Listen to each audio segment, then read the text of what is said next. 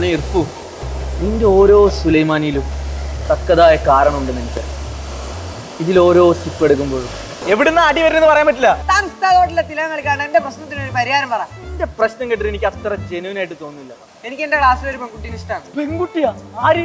ആയിഷ. ഏത് അബ്ദുൽ ഖാദർ ആയിഷ? എടാ ആ ആയിഷല്ല. ആയിഷല്ലേ? എടാ ഇതിനെങ്ങനെ ഞാൻ പരിഹാരം പറയും? എനിക്ക് ഈ കൊല്ലം പഠിച്ച് ഫുൾ മാർക്ക് വാങ്ങിയിട്ട് അവളെ ഒന്ന് ഇംപ്രസ് ചെയ്യണം. എടാ ഇത് നീ ഇരുന്ന് പഠിക്കണം. ക്ലാസ്സിലിരുന്ന് പഠിച്ചിട്ട് സംശയം വരുന്നു. അപ്പൊ ഞാൻ എണീച്ചെന്ന് ചോദിച്ചു കഴിഞ്ഞാൽ ഓള് വിചാരിക്കില്ല ഞാൻ പഠിക്കാൻ കഴിവില്ലാത്തൊരുത്തരാന്ന്. അങ്ങനെയാണെങ്കിലേ ഒരു വഴിയുണ്ട്. സൈലത്തിൽ അസ്ത്രയില് 2.0 ബാച്ച് തുടങ്ങുന്നു.